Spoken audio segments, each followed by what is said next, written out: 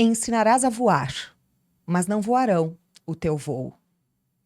Ensinarás a sonhar, mas não sonharão o teu sonho. Ensinarás a viver, mas não viverão tua vida. Ensinarás a cantar, mas não cantarão tua canção. Ensinarás a pensar, mas não pensarão como tu. Porém, saberás que cada vez que voem, sonhem, vivam, cantem e pensem, estará a semente do caminho ensinado e aprendido. Essa é uma fala da Madre Teresa de Calcutá e eu faço questão de trazer hoje para esse episódio que vem aqui conversar com professores, de professor para professor, né? Que vem aqui conversar a respeito dos grandes desafios, das experiências, das inspirações e da grandeza que carrega a nossa profissão. Seja muito bem-vindo, muito bem-vinda você que acompanha Amélia e Alecrim. Este é mais um episódio que nós levamos até você com conteúdo qualificado, é claro, e hoje engrandecido pela presença das nossas convidadas. Fica aqui o convite para que você curta, para que você ative as notificações aqui do nosso canal, para que envie esse episódio para outros professores ou então interessados nas discussões sobre educação, para que possam também se apropriar dessa conversa tão bacana que vai rolar por aqui hoje. Afinal de contas, nós hoje temos aqui a Mari e a Edna, duas colegas minhas de profissão, duas colegas minhas de experiência docente também, duas amigas a quem eu tenho a imensa honra de receber hoje aqui no Amélia e Alecrim. Vamos começar contigo, Mari. E aí, tudo bem? Como é que você está? Tudo bem, tudo bem. Tudo ótimo. É um momento muito especial de estar aqui compartilhando contigo, Dani, também com a Edna, né? Que bom esses momentos para que a gente possa se encontrar e conversar sobre um tema que nos une, né? A educação. Que nos une, nos apaixona, nos mobiliza, não é mesmo, Edna? Como é que você está? Ótima, muito feliz com o convite, muito obrigada a Amélia e a Alecrim, em especial a você, Daniela, nesse momento ímpar, para que a gente possa conversar sobre a docência, sobre a educação. Me sinto muito honrada de estar aqui com vocês hoje. Então vamos fazer de conta que nós estamos na sala dos profs, né?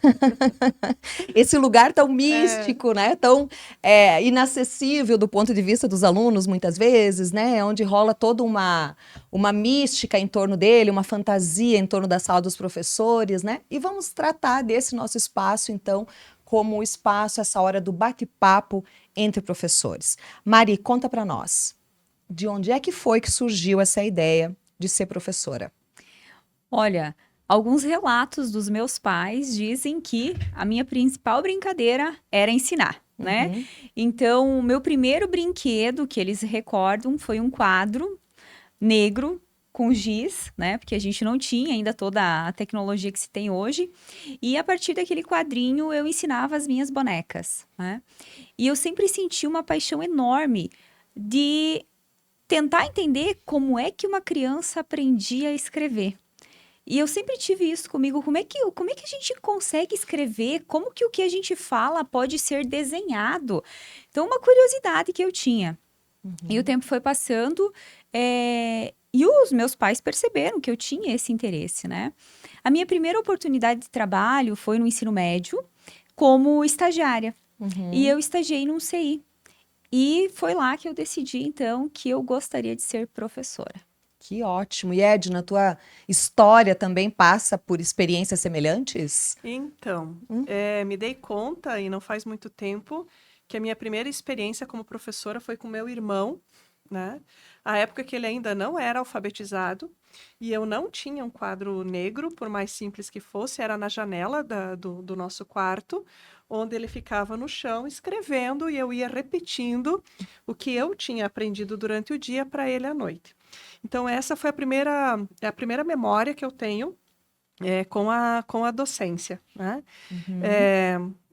Eu acredito que a docência me escolheu por influência de algumas amigas que tinham optado por fazer história E ali eu me dei conta do quanto eu tinha aprendido e do quanto a escola fazia parte do meu dia a dia, do meu cotidiano.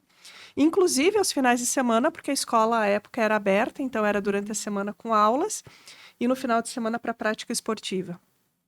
E não me vi em outro espaço, né? Então foi nesse momento, eu acredito que a docência me escolheu, mais do que eu escolhi a docência naquele momento. Que bacana isso, né, menina? Sabe, agora pensando aqui, eu também ensinava as minhas irmãs. Essas são algumas das vantagens de ser a filha mais velha, né? Eu Exatamente. também, também ensinava as minhas irmãs, fiz delas minhas cobaias, enfim, né? Mas eu me lembro de uma tia que eu tinha, que ela era casada com o irmão mais velho da minha mãe, então assim, havia uma distância de idade, né? E ela era professora. E aquilo me encantava, porque ela tinha uma profissão, entendem? A tia Carola, o nome dela era Carolina, mas a tia Carola era professora, né? E ela tinha um Fusca. Então, para mim, aquilo era uma coisa assim que trazia uma noção de uma mulher empoderada, de uma mulher independente, de uma mulher que tinha construído um caminho para ela, né? Eu acho que talvez ela tenha sido a minha primeira inspiração em relação ao que seria, o que eu poderia desejar para minha vida, né? Mas eu gostaria de ver de vocês assim, da onde é que surgiu essa ideia do que é ser um professor? O que é ser um professor para vocês? Olha, Mari. se a gente pensar, né, que o professor ele trabalha com a formação humana, Uhum. a gente tem em mãos uma responsabilidade ímpar. E quando eu decidi, então, que eu seria professora, que eu faria pedagogia, eu escutei muitas pessoas falando: ai, por que que você não escolhe outra coisa? Por que que você vai escolher pedagogia? Mas eu tinha em mente de que eu precisava fazer pedagogia porque eu queria ser diferente. Uhum. E queria ter a oportunidade de mostrar a estas pessoas que nós somos diferentes, que os professores são diferentes, que a gente precisa ser valorizado, porque logo quando eu escolhi, já tinha esse preconceito de desvalorização social, né? E quando eu escolhi ser professora, então, eu lembro que depois da graduação eu fui para o mestrado, e no dia da defesa do meu mestrado, eu lembro que a minha mãe olhou assim e disse: Nossa, eu tô muito feliz porque hoje você realizou um sonho que era meu, mas eu não sabia que a minha mãe sempre sonhou em ser professora, mas que não tinha condições de estudar e ser professora. Então foi no dia da minha defesa do mestrado. E eu perguntei: Mãe, por que que você contou só isso agora? Ela disse: Porque eu não queria que você realizasse um sonho que era meu. Eu queria que você escolhesse o teu sonho. Uhum. E aí, assim, eu acho que ao longo da vida, então, eu tive essas inspirações, né, da minha mãe, que foi a minha primeira professora, né, acho que ela encantava com o jeito simples, né, mas ela sempre disse, você precisa estudar, porque a única coisa que vai transformar a tua vida é o estudo, né, então, aí eu já não tinha opção, era estudar ou estudar, né, e com o passar do tempo também, sendo aluna, a gente conhece professores que instigam a gente a ser professores e também aqueles professores que às vezes nos ensinam a não ser como ser professores, Uhum. né? E aí, então, eu tenho como referência professores que eu sempre quis ser iguais a eles, né? Então, professores que acolhiam, professores que escutavam, professores que não se prendiam a páginas de apostilas, que precisavam dar conta daquele conteúdo, mas que deixavam a humanização, que é o princípio da educação, de lado. Então, esses professores me incentivaram a ser professor e ser professor como eles, né? Com esse Uhum. amor, com essa afetividade, com esse compromisso social, mas sem perder o amor, né? Então, acho que esse encantamento que eles trouxeram quando eu fui estudante, quando eu fui aluna, fez com que eu dissesse, bem, é essa professora que eu quero ter, essas referências que eu quero seguir. Pois é, uma das questões que eu havia pensado aqui era de conversar com vocês a respeito do conceito de professores marcantes. Com certeza, nós e todos que passaram pela escola guardam memórias de professores marcantes. Professores que ou nos mostraram, né, se posicionaram, se colocaram na nossa vida como inspiração, Uhum. ou então professores que nos mostraram como não ser nem professor e nem ser humano, né, Uhum. nem pessoa, né? Uhum. Edna, Conta para nós aí um professor marcante. Não precisa dizer o nome dele, se não quiser. Ah, mas eu posso. Então vamos lá. Eu posso contar. Eu tenho medo de não ser justa, né? Uhum. Porque eu tenho a felicidade de ter tido tantos professores. Eu fui aluna de educação pública, né? Até o início do ensino médio. Posteriormente, encerrei na rede particular. Mas sem medo de cometer injustiça, a professora Rosane, de matemática, professor Marcos, que foram nossos colegas. Foram nossos colegas e foram meus professores na educação básica na rede Cheguei a me pública. arrepiar. A professora Maria Lúcia Marasquim, que Sim. foi minha colega posteriormente no Costa e Silva. O professor irmão Adão Urbano Bergman, já na Rede La Salle, a qual trabalhei à época, fui estudante e hoje sou professora. Mas ouvindo a Marineiva falar sobre inspiração, né? A inspiração desses professores nos dá uma responsabilidade muito grande. Sim. Porque na mesma proporção que várias pessoas nos inspiraram, nós, como professores, inspiramos outras pessoas.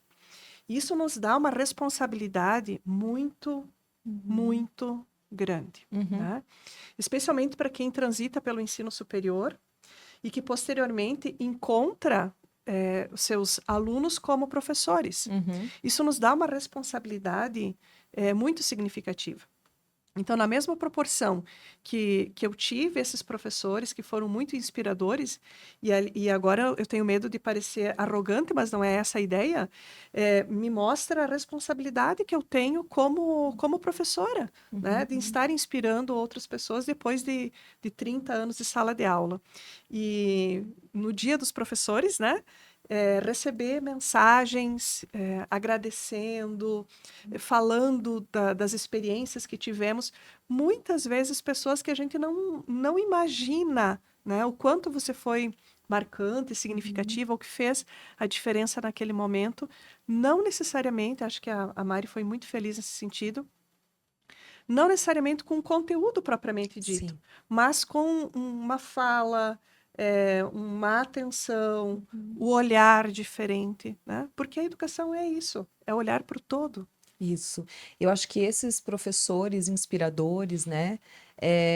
Eles foram pessoas, foram profissionais que nos mostraram, né? O quanto é importante nós sermos pessoas humanas, né? Nós desenvolvermos em nós mesmos as habilidades humanas, de nós sermos pessoas capazes da compreensão, do diálogo, do respeito, da valorização do outro, né? Da consideração do olhar, né? De efetivamente enxergar quem está aí diante de ti. Eu acho que depois de tantos anos que a gente já tem de sala de aula, a Mari um pouquinho menos, porque ela é mais nova que a gente, né, Edna? Não que dê para notar.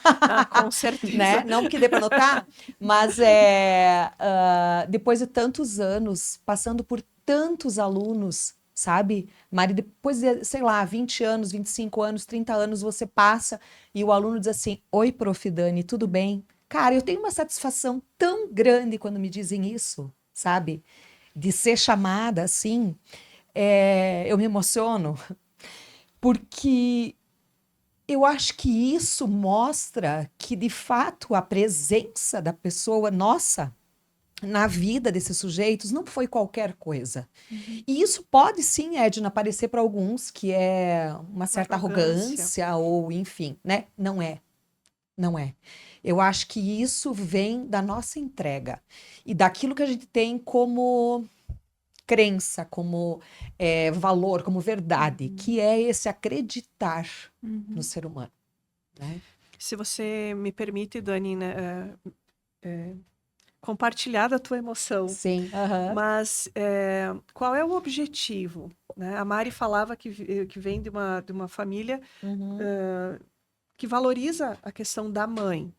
A minha mãe era uma cozinheira, meu pai um taxista. E o valor sempre foi a educação. Estude para melhorar a tua condição de vida. Não tem outro caminho para melhorar a tua condição de vida que não seja estudando. Então, isso passa a ser a base, isso passa a ser a essência. E quando me tornei professora, porque a gente se constrói professora, Sim. né? A gente se constrói. Foi essa fala que eu trouxe, é esse exemplo que eu trago para o meu dia a dia. Como que eu posso fazer com que essas pessoas que estão nas minhas mãos, esses 400, quase 400 pessoas passam por mim num dia de aula na educação básica. O que eu posso apontar para eles? Estudem. Quer melhorar a tua condição de vida? Quer ter novas oportunidades? Estuda. É possível, né? Então, nós temos... O que marca muito a questão da docência, para mim, para a Edna, é a responsabilidade frente à mudança. Eu sou da área das ciências humanas, eu sou da área da geografia, né? E eu tenho a convicção, a certeza que nós temos um compromisso social muito grande sendo professores, sendo educadores, né? Me preocupa, Dani, em alguns momentos, a romantização da nossa profissão, né? Penso que isso é extremamente importante. Não dá para romantizar que tudo são flores, que tudo é tranquilo, ou que a gente consegue efetivamente transformar tudo. Não é possível, né? Mas é possível sim, chegar a alguns bons resultados. Sim. Quando a gente encontra estudantes na rua, né, que não só lembram do nosso nome, ou quando você vai consultar, ou você vai num determinado espaço e você vê o teu ex-aluno ali como um profissional. Gente, é uma realização que só quem passa por isso sabe. É verdade. Às vezes aquela criança, né, ou aquele adolescente, né, que também é duro de trabalhar com eles, é difícil. E aí você vê transformado num homem, numa mulher, né? Isso é algo realmente muito gratificante. Mari, antes de passar a palavra para ti, eu só quero fazer um adendo ao que a Edna comentou sobre a situação da nossa responsabilidade. Eu vejo que existe um compromisso, uma responsabilidade de natureza técnica muito grande.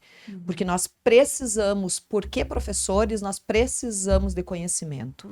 Nós precisamos de repertório cultural. Nós precisamos ter ferramentas com as quais lidar. Não dá para conceber um professor que não está apropriado de um conjunto, né, de conhecimentos que não está fortalecido nesse aspecto. Um outro ponto é a questão do nosso compromisso político, eu diria. E eu não estou falando aqui sobre questões partidárias. Eu estou falando político no sentido de que há um compromisso daquilo que nós fazemos em relação ao mundo, né? E da dimensão ética que a gente carrega, porque é com o outro que nós estamos lidando.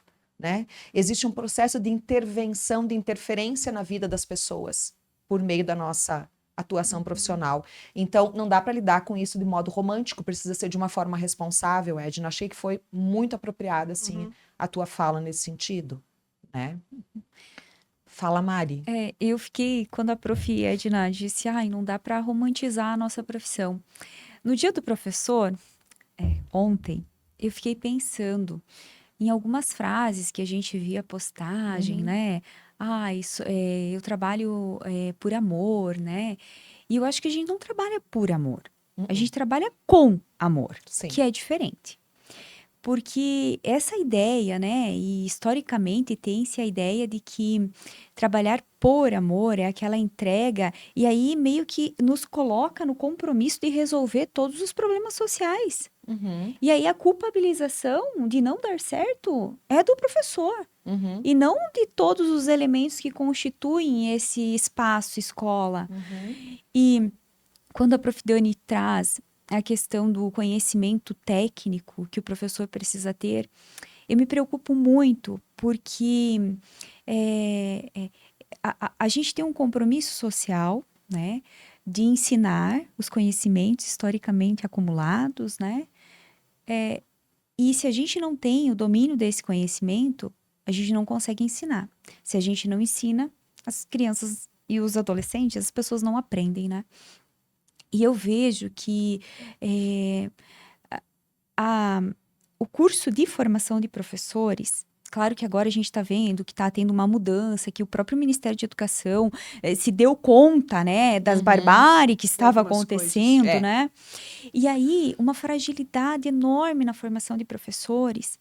E esses professores acabam utilizando a escola como um laboratório de testagem. Se deu Sim. certo, deu. Se não deu, não deu.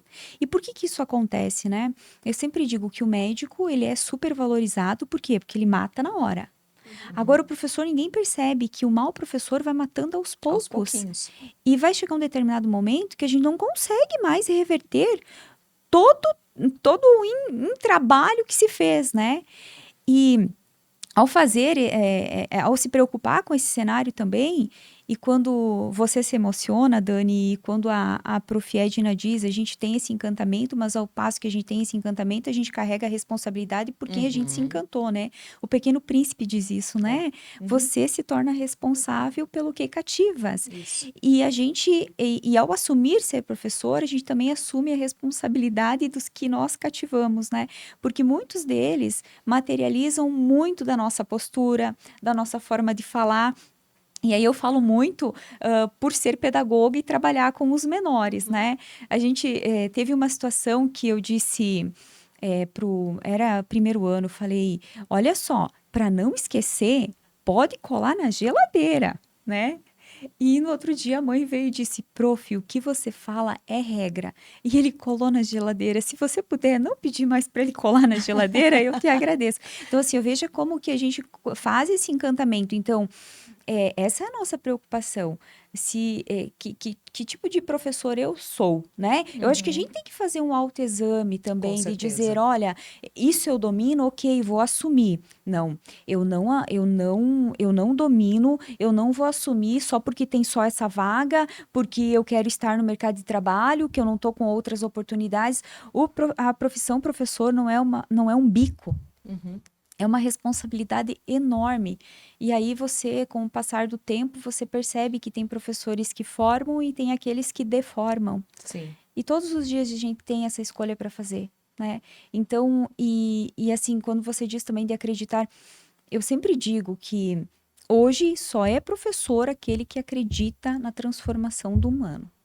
Porque se você não acreditar que o outro pode se transformar, você não pode ser professor. Eu sempre digo isso também. Se você não acredita na humanidade, não seja professor, por favor.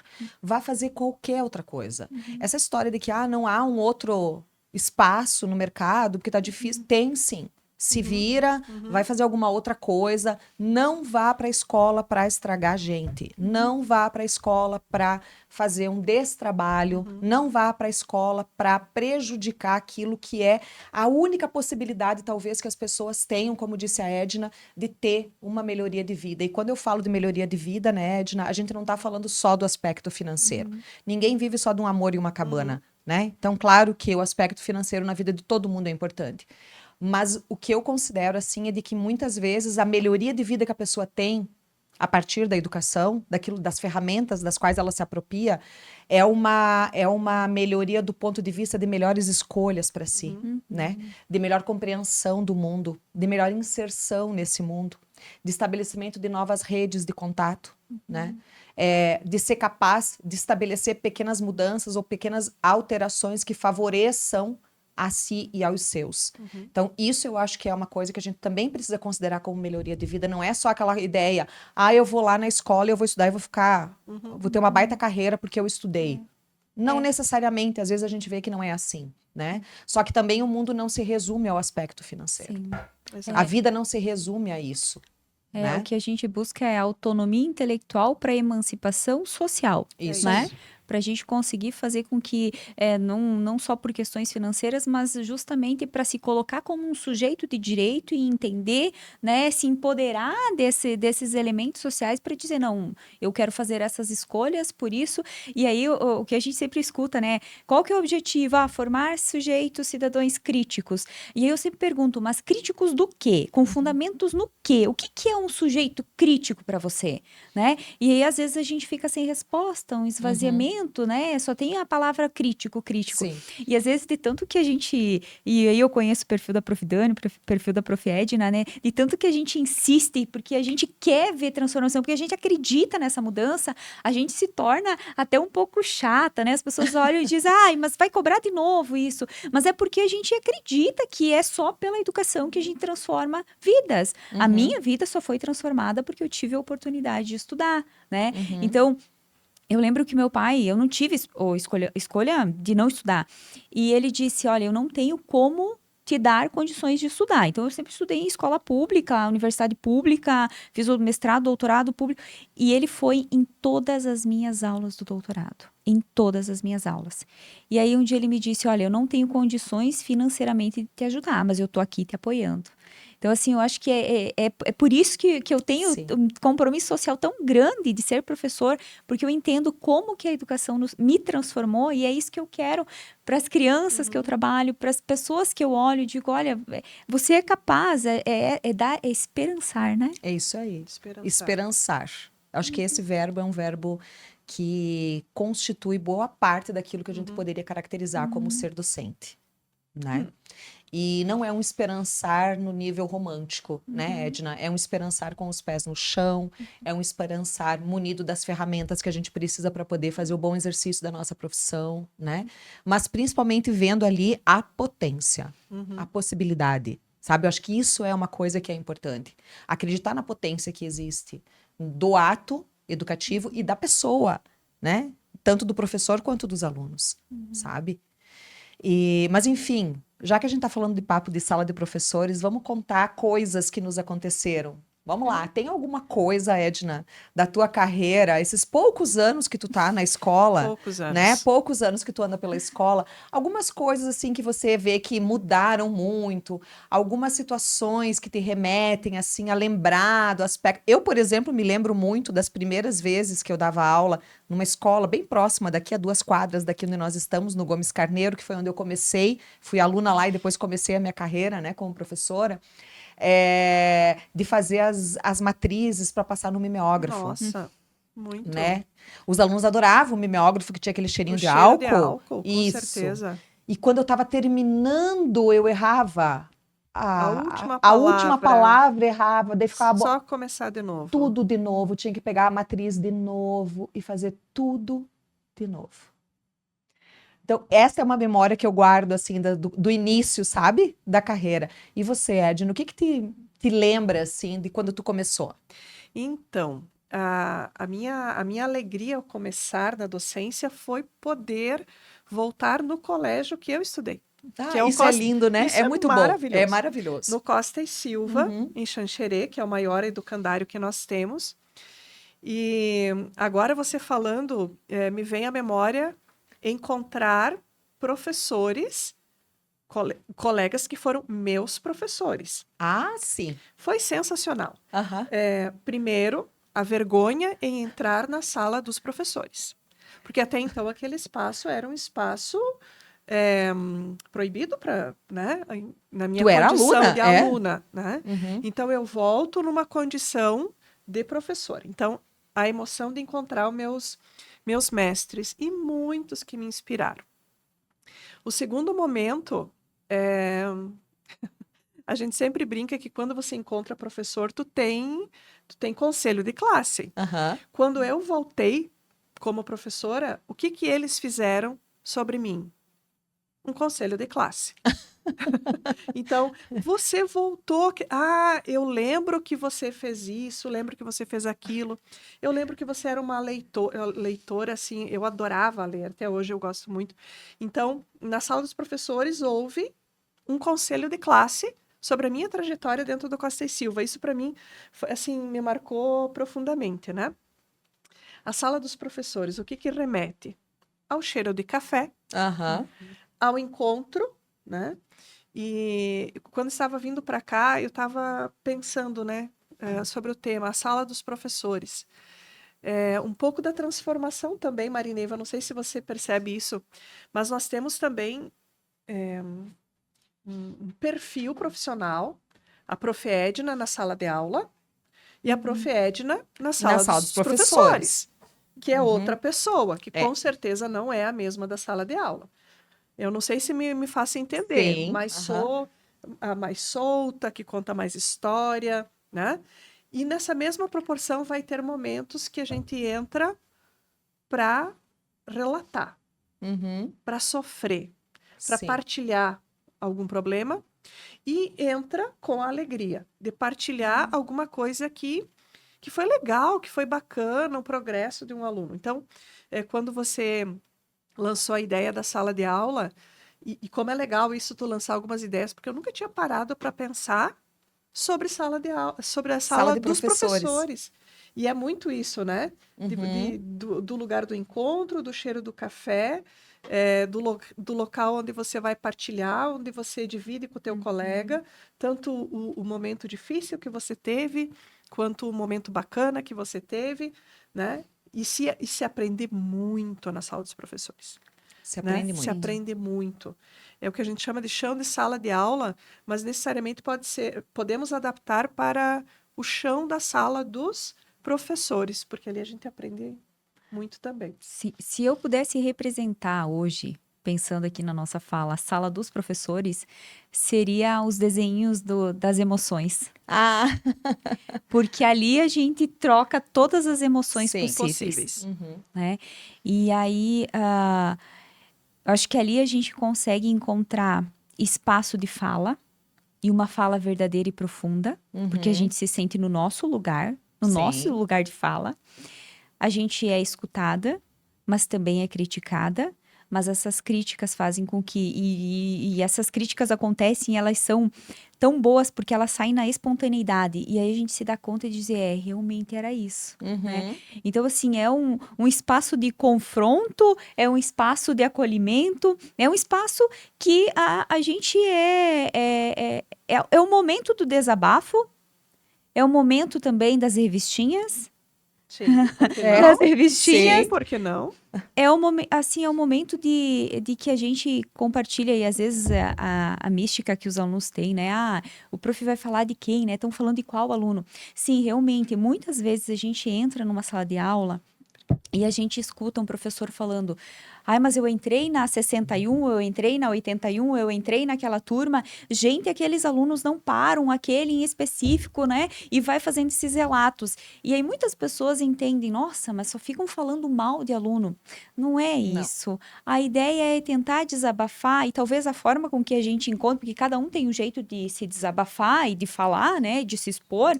Então a forma que se expõe talvez seja interpretada de forma equivocada, mas o único objetivo é compartilhar aquela situação para ver se alguém já passou e como é que resolve. Porque o Sim. que a gente busca é soluções para essas Sim. situações, né? Aham. Então a sala dos professores é esse espaço mágico, né? De que a gente pode efetivamente falar o que a gente tem vontade de falar, fazer muitas amizades também, Ah, isso é né? importante.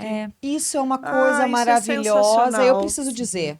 Primeiro, quero Sensacional. dizer que além do cheirinho do café, na sala dos professores também tem o cheirinho de bolacha, né, gente? A Tem, bolacha com pedagógica. A bolacha pedagógica, ela rola na sala dos professores também. A gente chegar lá e ver os colegas que foram nossos professores, agora são colegas. Eu me senti exatamente assim, Edna. Tu não sabe se tu põe o pé e entra, tu entra, fica do ladinho da porta e fica ali assim, ó.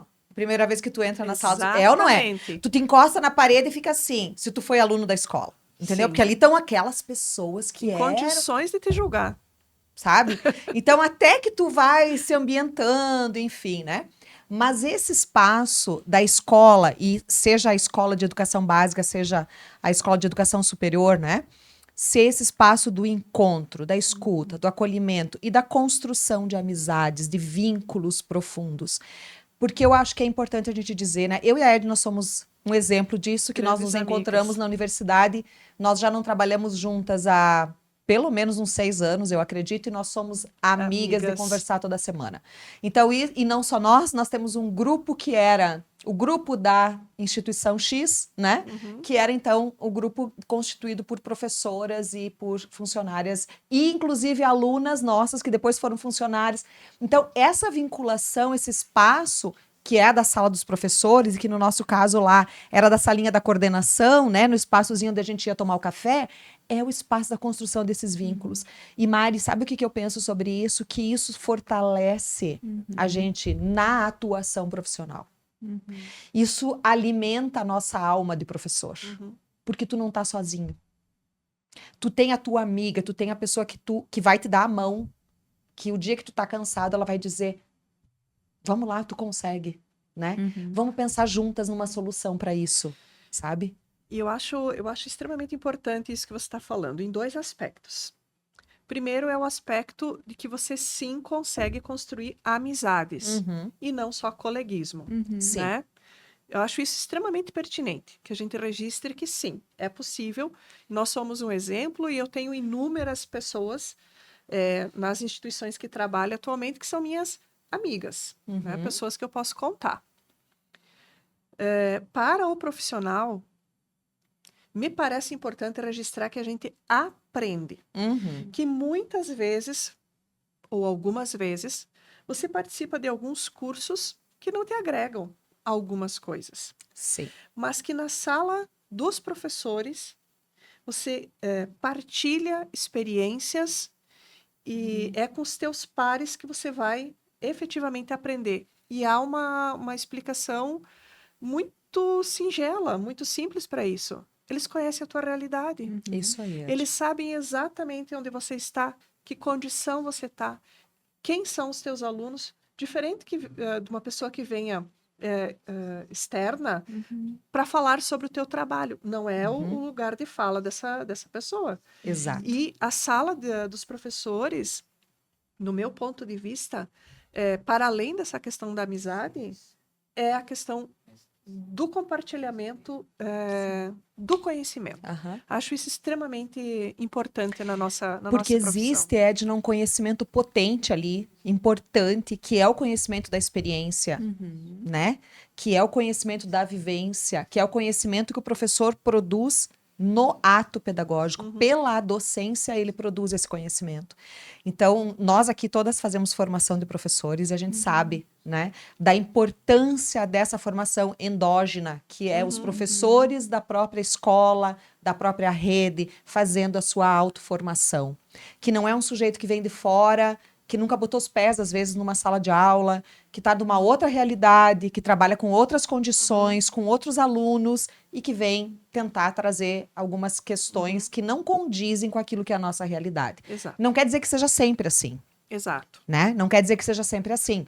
Porque nós aqui, por exemplo, quando nós estamos envolvidas em situações de formação de professores, nós estamos falando do lugar de quem também é professora, de quem também tem o pé na sala de aula, de quem conhece a realidade da região, de quem passou por vários municípios e assim por diante. Exato. Né? Mas esse espaço é um espaço potente de um tipo de conhecimento que só existe ali. Entende? É um tipo de conhecimento esse que só existe ali, que é da forma de ser daquele lugar, daquela escola, daquela turma. E algo que me marcou agora, lembrando da sala dos professores, em um papo desses de sala de professores, né, teve uma professora aqui do município, a professora Roseli Sacchetti, e ela me disse, uma professora com uma experiência gigante no processo de alfabetização, né? E ela me disse, Mari, você pesquisa sobre alfabetização? Eu, sim, pesquiso. Ela falou, olha, você poderia me explicar um pouquinho dos conceitos de alfabetização? Porque eu tenho alguns alunos ali na sala que eles não conseguem se alfabetizar. E eu já fiz de tudo e não consegui. E aí a gente compartilhou algumas falas e tal. E aí eu fiquei com aquilo pensando e eu tava nas produções de escritas, né, que a gente sempre tá. E naquele momento que terminou a aula, fui para casa, peguei as minhas leituras lá e fiquei pensando, quando vocês falam do professor fazer a autoformação porque conhece do espaço e tem lugar de fala, né? A gente vê aí, no contexto da alfabetização, várias políticas de formação de professores, né, que são materializados em programas de formação, né? Desde 2000 a gente tem vários programas e só vai trocando o nome e vai tentando a mesma lógica, E né? o problema vai se mantendo. E o problema vai se mantendo e a gente está ainda com o fracasso na alfabetização e a gente vai trocando os nomes e dando as mesmas sequências, porque é uma formação cascata, né? Vem de cima para baixo, quando chega em quem materializa, é só as gotinhas, né? E aí eu fiquei pensando, e aí eu disse, prof, você tem um projeto da horta. Ela amava aquela horta, né? E ela fez um projeto da horta que envolveu a alfabetização. E eu disse, é isso que a gente precisa. Você me disse, como é que você vê a alfabetização? Você pode explicar? Eu disse assim, olha, eu vejo ela bem distante dessa realidade que a gente vive aqui.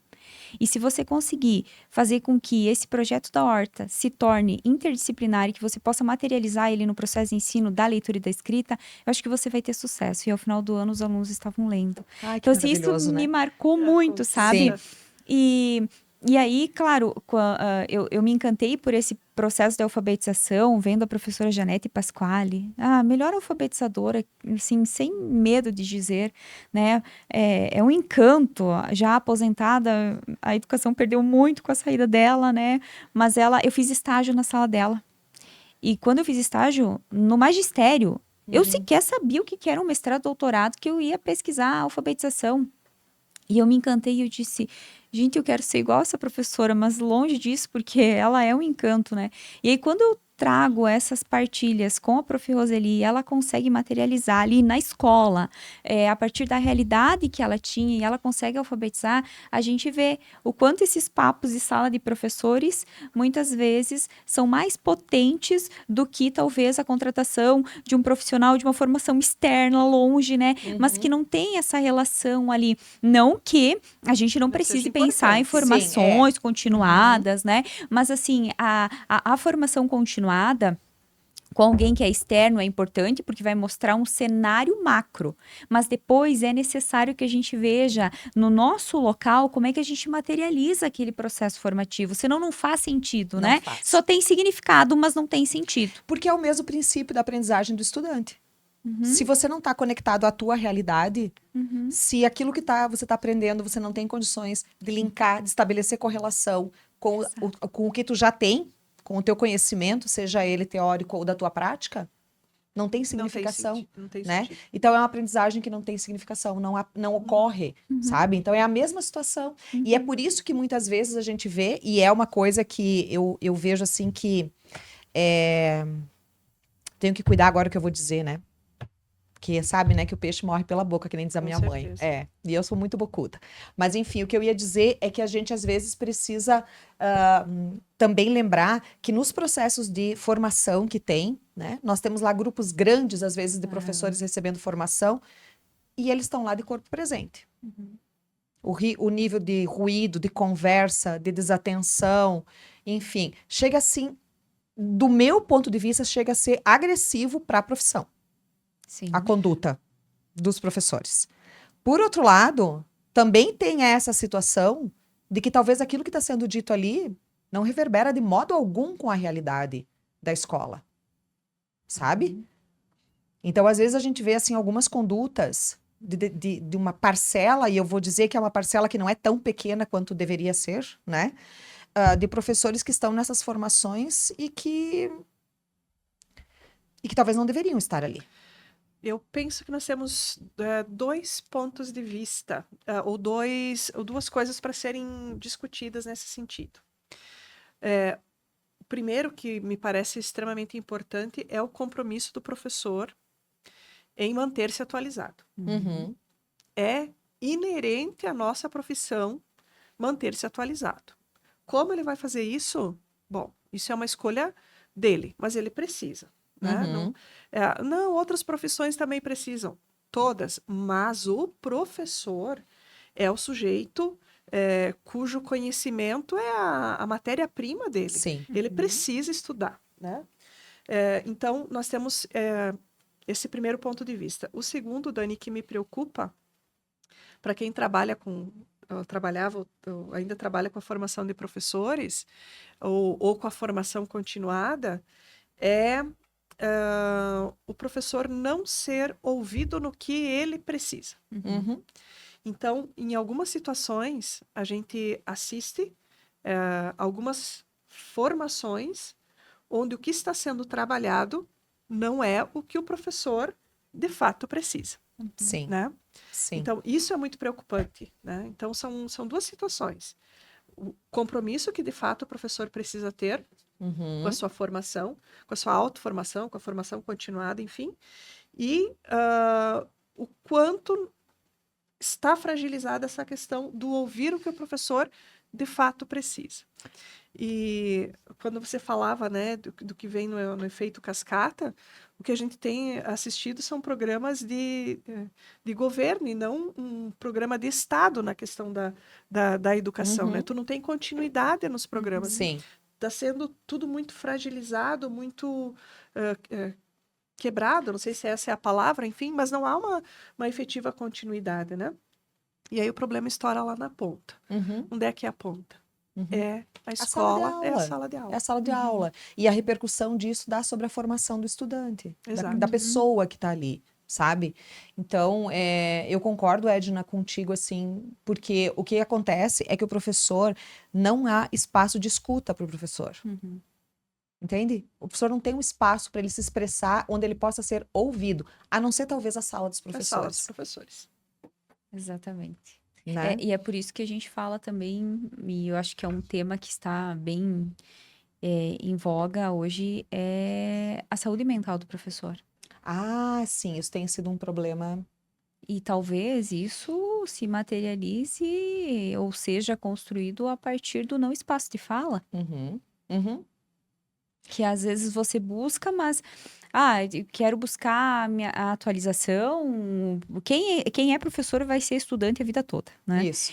E aí, ao passo que você busca essa formação, você tem uma formação que é distante da tua realidade. E aí você não se sente mais vinculado ou você se sente distante e você começa a se questionar, tá? Será que eu estou fazendo certo? Porque o que falou não tem relação? Ou quem eu sou, né? Eu acho que perde até a identidade docente nesses Sim. momentos. E aí talvez é uma das nossas fragilidades de não ter esse espaço de escuta dos professores. Até porque vocês também trabalham com formação continuada de professores. Eu fui convidada para trabalhar uma formação continuada em um município e eu cheguei lá, conversei sobre a temática, né? E foi muito bacana, assim. E como você disse, Dani, uma das tuas preocupações era a minha resistência em trabalhar com formação continuada de professores, tá? Porque a gente vai e quando o professor se coloca no lugar do aluno, muitos professores são aquele aluno que ninguém quer ter. Aham.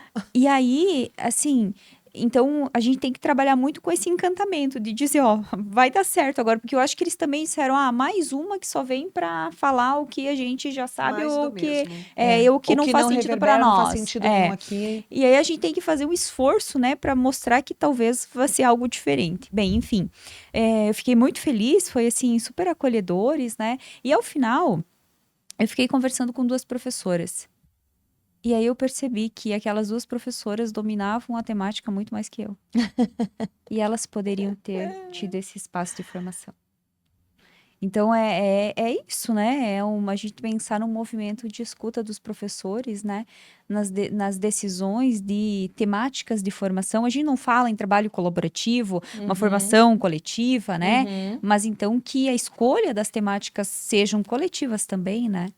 Não. E assim, não, a escolha das não é temáticas não são, a decisão das decididamente. políticas educacionais não escuta os professores, a elaboração dos materiais não escuta os professores, mas a Amélia e a Alecrim escutam os professores, né? Que E eu legal. acho que isso é uma coisa que a gente pode apresentar assim como esse espaço de escuta, um espaço onde os professores podem falar, inclusive, né? Fica o convite para que outras professoras que queiram também aproveitar desse espaço. Aqui é um lugar para conversas, né, que dizem respeito a esse universo, que é um universo que a gente também precisa lembrar que o universo da docência é um universo majoritariamente feminino, né? É um mundo majoritariamente feminino, uma profissão que vem, e aí a gente tem também as discussões da própria desvalorização social em função disso, né? Mas enfim, não é esse espaço que a gente quer colocar aqui, mas que esse espaço de escuta, né, de acolhimento da fala dos professores.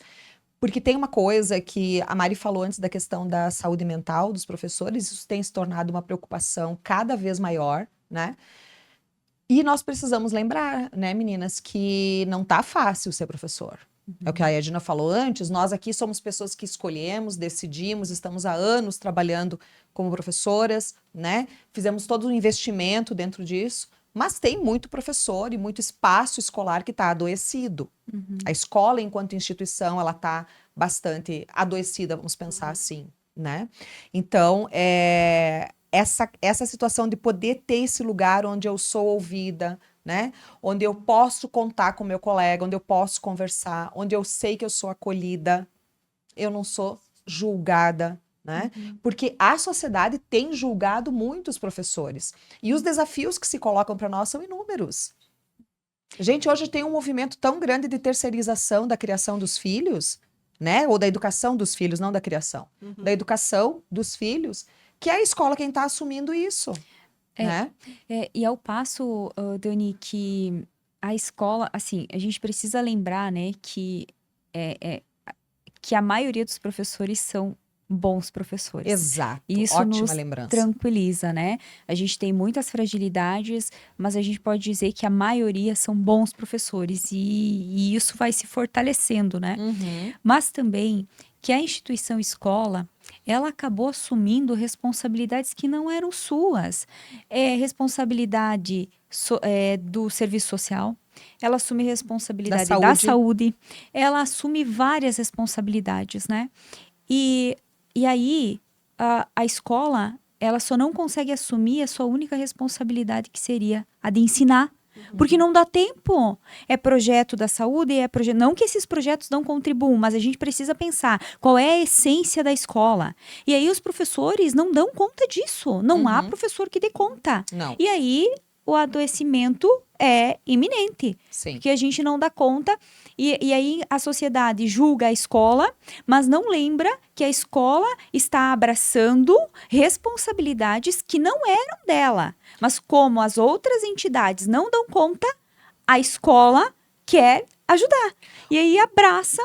Ou talvez fossem responsabilidades para serem compartilhadas, né? Com a família, com a assistência, com a saúde, com a segurança pública, né? Sabe, Dani, quando você fala das famílias, né? A gente sabe que tem um discurso aí muito forte, e eu concordo também que há um distanciamento de muitas famílias das crianças, né? Então, as famílias terceirizam mesmo a educação dos filhos para a escola, né? Porém, eu também tenho um cuidado de dizer assim, olha, né, a família, e às vezes a gente escuta, né, algo que me dói, assim, quando a gente escuta, não sei se vocês já escutaram na sala dos professores, né, mas perto da família que ele tem, ele é bom. E isso aí, dói, né? isso me dói por quê? Porque indiferente da família que ele tem direito de aprender. E eu tenho, enquanto professor, a responsabilidade de ensinar. Eu acho que assumir essa responsabilidade também, né? E não achar culpado é bem mais fácil, né? Dizer assim, eu não faço porque aquela não faz, porque eu não tenho a família aqui, a família não vem no conselho, a família não vem. Sim, a gente sabe, é muito importante a família. A família é o pilar essencial para a aprendizagem. Porém, mesmo que essa criança não tenha essa família, ela tem o direito de ser acolhida, de ser ouvida, de ser ensinada. E talvez o comportamento que ela apresente lá é justamente por essa ausência, ela só está dizendo assim, me ajuda. Alguém me enxerga, por favor. Me socorram, por favor. Alguém me enxerga, por favor, né? Eu concordo, Mari. E assim, você entende também que esse movimento todo do... a escola culpabiliza a família culpabiliza a escola. E aí, no fim das contas, o prejuízo fica para a criança.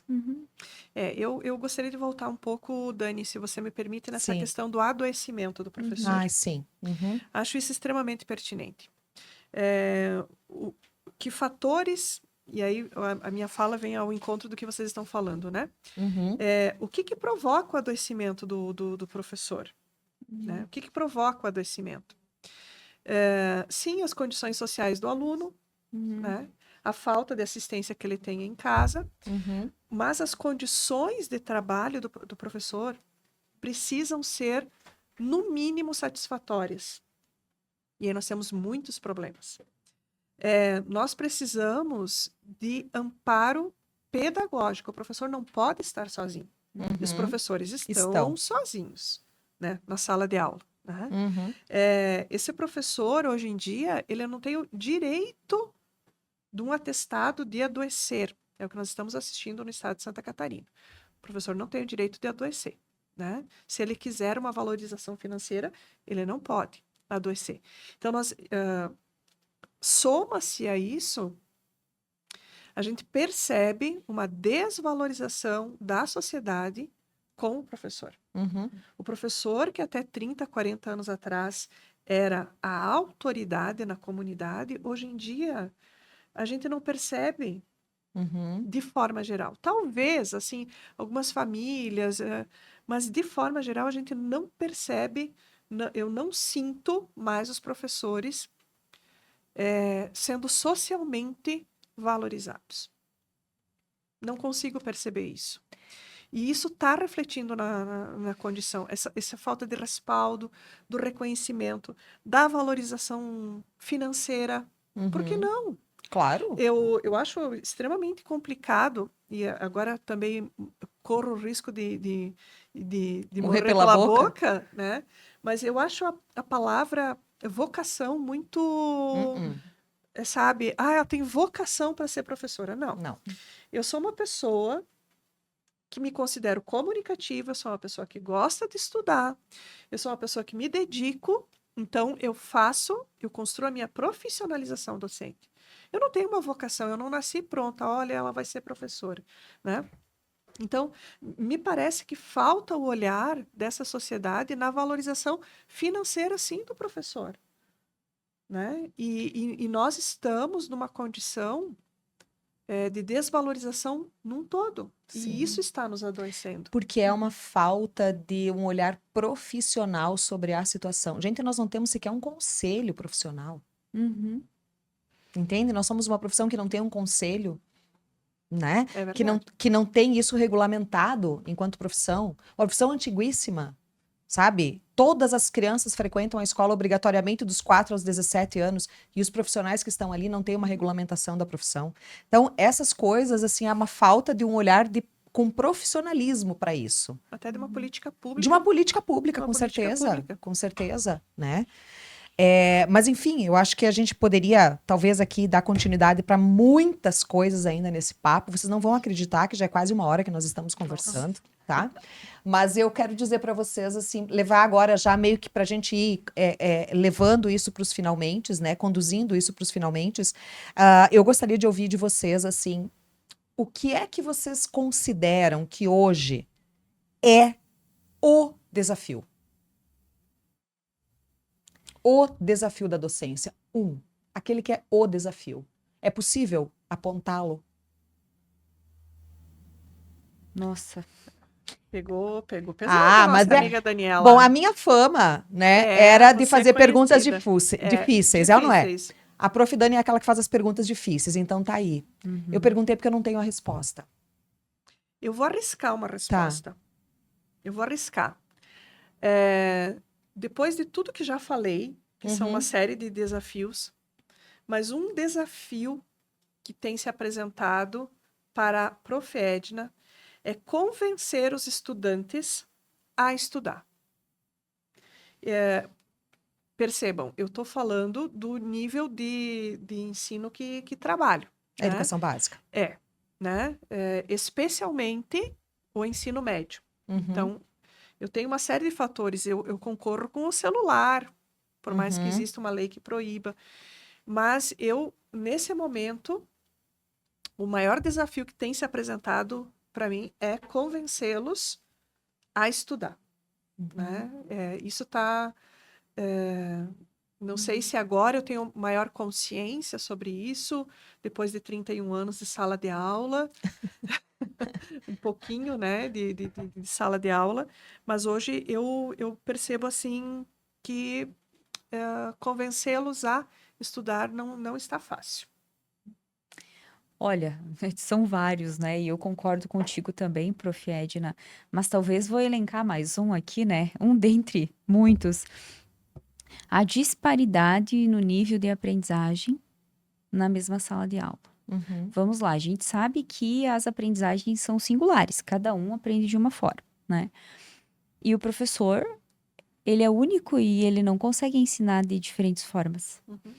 E aí eu tenho um aluno que já se apropriou daquele conhecimento, o outro aluno que não se apropriou, e a gente sabe que a gente está num cenário atualmente que é difícil a turma que a gente não tem algum aluno público-alvo da educação especial também, né?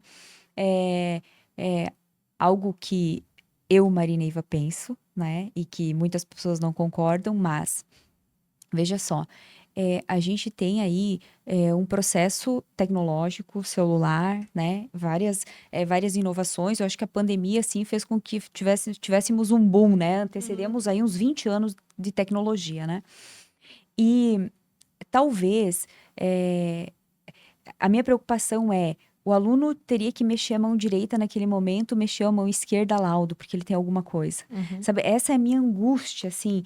E aí começam a colocar essas situações de que, esse não pode isso, aquele não pode fazer dessa forma, aqui eu preciso de um laudo.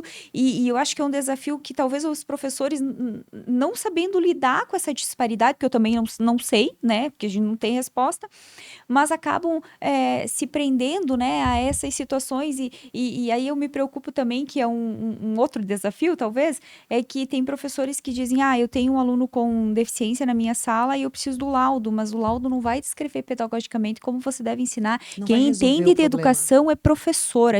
E aí, para valorização social, a gente precisa dizer, quem sabe de educação é professor, não são os outros profissionais. Exato. Não é, a gente precisa do suporte, do apoio, mas não é médico que sabe de educação, não é psicólogo que sabe de educação. Não é o promotor. Não é o promotor que sabe de educação, é o professor que sabe ensinar. E é isso que a gente tem que se posicionar. Agora, ao passo que eu digo, eu acho que ele tem alguma coisa, eu preciso de um laudo, daí depois que chegar o laudo, daí eu vejo como é que eu vou ensinar. Não dá. Eu acho que é um desafio também. E assim, a gente, enquanto professor que precisa sempre estar estudando, também precisa pensar que a forma com que eu ensinava e os meus alunos aprendiam até 5 anos atrás, não é mais a mesma. Então, assim, eu não consigo entrar numa sala de aula hoje, alfabetizar as crianças como eu fui alfabetizada. Aí é claro que eles não param, que eles são inquietos, que eles não fazem as coisas, né? Então, é essa situação, assim, também que vai nos desafiando, né? Eu vejo que teve o meu menino, ele tem 10 anos, ele é autista, e ele me disse, mamãe, por que na matemática tem que copiar um número embaixo do outro? Daí eu falei, amor, porque é assim, é uma lógica, né? Para você entender. Tá, mas não é mais fácil a gente usar o Excel? E aí eu disse, mas você precisa aprender. E aí o meu esposo escutou e perguntou, tá, mas no mercado de trabalho, é uma frase que eu sempre marco, né? Mas no mercado de trabalho, ele precisa colocar um número embaixo do outro ou usar o Excel? A escola também não tem como responsabilidade formar para o trabalho? Daí eu fiquei pensando, sabe, porque as nossas práticas, o professor que não continua estudando, ele vai ter mais dificuldade porque ele não vai entender as novas formas de aprendizagem. Então, eu acho que as novas formas de aprendizagem é um grande desafio que a gente tem aí. Uma coisa assim que me deixa estarrecida é a comprovação que a ciência já trouxe de que nós estamos diante de gerações que vêm com um potencial cognitivo, né, neurologicamente falando, inferior ao dos seus genitores. É a primeira vez que... Primeira vez que nós temos uma involução nesse sentido. Exatamente. Isso me preocupa muito, porque isso afeta diretamente a capacidade de aprendizagem. Né? E isso vem em decorrência de N situações. Não precisamos agora ficar aqui enumerando. Mas isso é algo que vai trazer consequências graves, profundas. E imediatas. Imediatas, né? Porém, se nós pudéssemos agora nos direcionar aos pais, né? Em relação a uma dica, a um alerta, a uma orientação que pudéssemos dar em relação à educação dos filhos deles. Que recado vocês dariam? Olha, eu acredito que a gente precisa estabelecer com os nossos filhos rotinas de estudo, tá? Eu sei que tem famílias que talvez não tenham conhecimento, que não saibam aqueles conteúdos, mas a importância de estabelecer, ó, esse momento é importante que você estuda. Eu vou estar aqui, eu não sei, mas eu vou estar aqui com você e você vai estudar. Porque assim, a gente só aprende pela necessidade. Então, os pais precisam mostrar para os seus filhos qual é a necessidade do estudo, que vai só transforma-se a vida de quem não tem outras condições pela educação. Sim. Então, eu acredito que estabelecer rotinas de estudo e estar junto com os filhos nestes momentos é fundamental.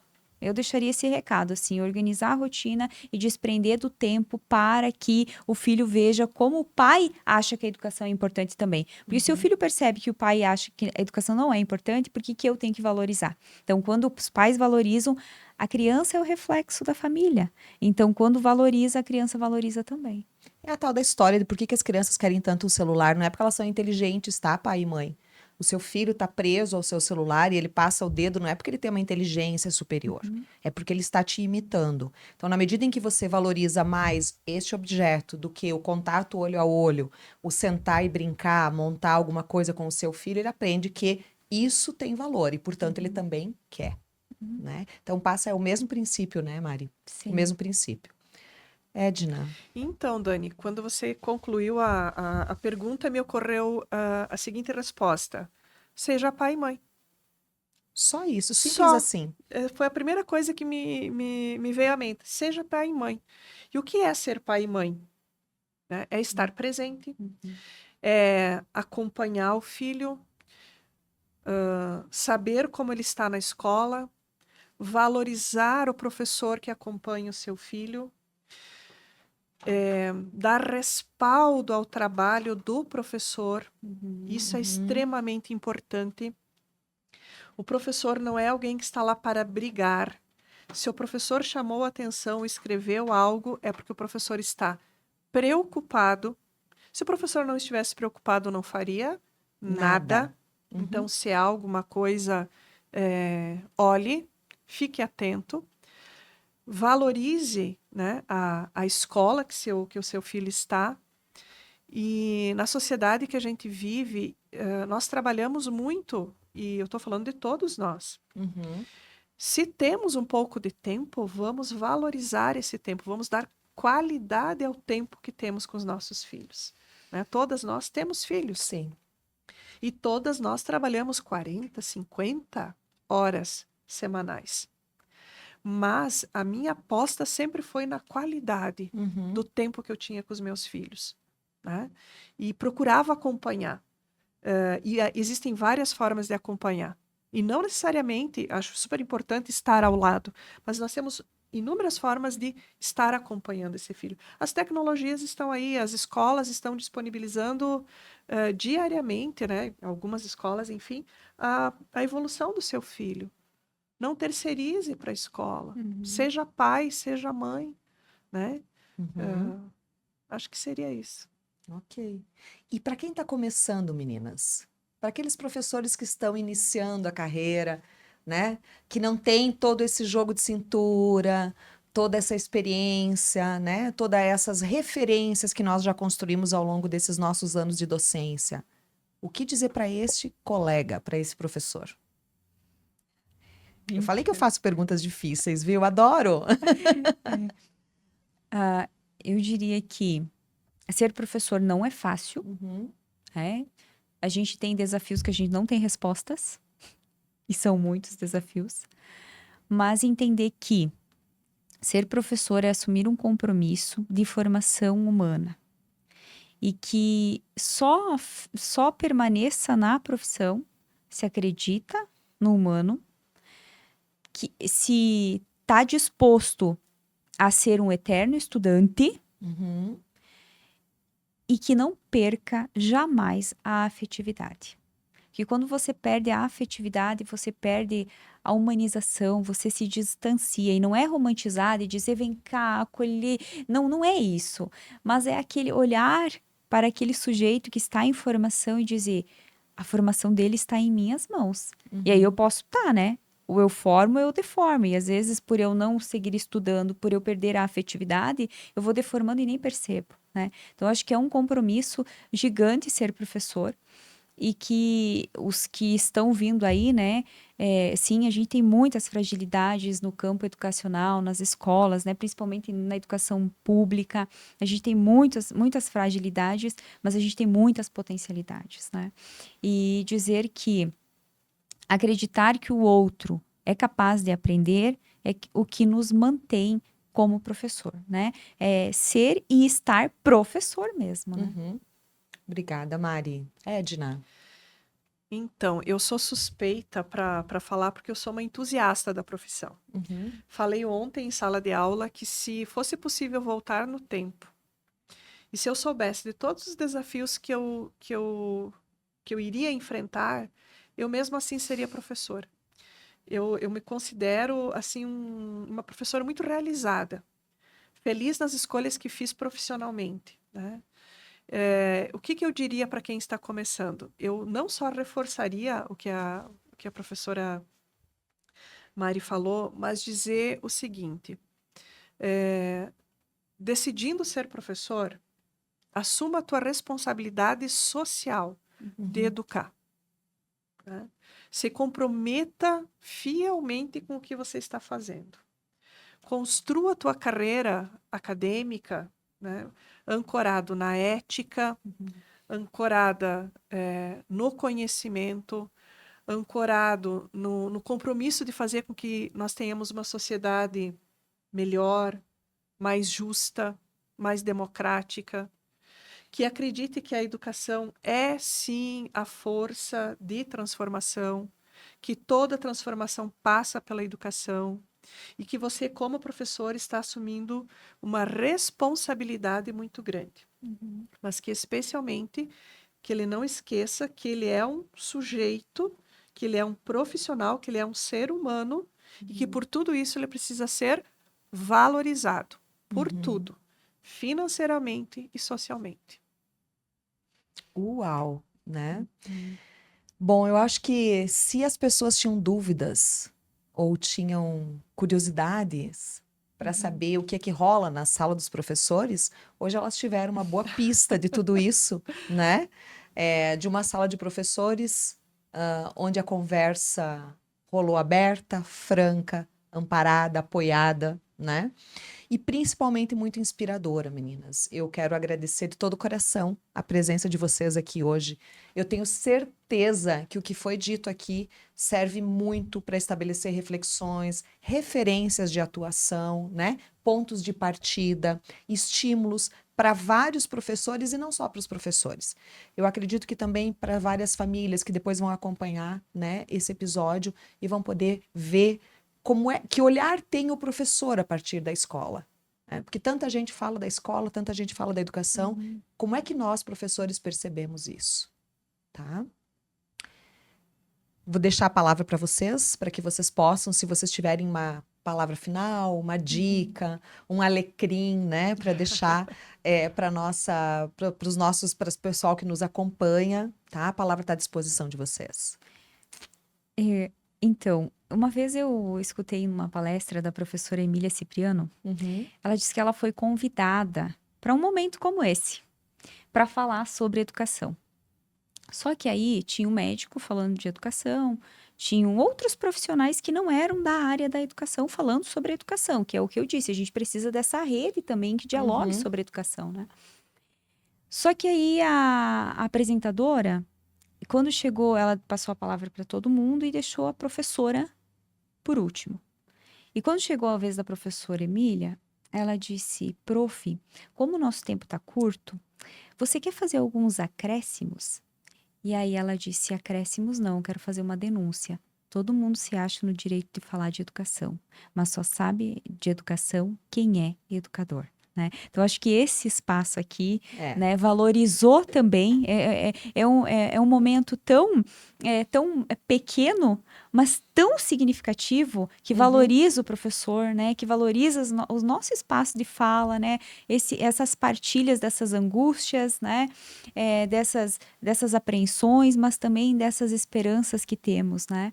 Então, agradeço muito, né, o espaço aqui e diria, né, para finalizar a minha fala, que quando a gente escolhe e assume ser professor, a gente precisa lembrar que a gente trabalha com a formação humana. E aí uma pergunta, né? Que humano você quer deixar no mundo? Obrigada, Dani. Obrigada a você, Mari. Edna. Então, Daniela, minha amiga Daniela, Isso. agradecer pelo espaço, a Amélia Alecrim por ter me convidado. Como eu disse no início, me senti extremamente honrada. De fato, não são muitos os espaços que o professor tem para se manifestar, para colocar sobre a sua situação, né? Sobre o seu ambiente, sobre as suas angústias. Então, parabenizar, né? Por esse momento ímpar de nós estarmos aqui dialogando, conversando. E, enfim, agradecer muito pelo convite e me colocar à disposição de vocês. E a gente espera que esse papo de sala de professores, que esse papo sobre educação, né, ele possa ser continuado, que nós tenhamos vocês e outros professores falando a partir da realidade da educação. Para encerrar, eu quero só trazer um trechinho de um quadrinho da Mafalda, que eu gosto demais e ela é muito referência, né, para professor, em que alguém pergunta para ela assim, mas afinal de contas, o que será que faz um professor? E ela responde, olha, na pior das hipóteses, o professor faz toda a diferença. Gente, muito obrigada por ter acompanhado esse episódio. A gente se vê loguinho.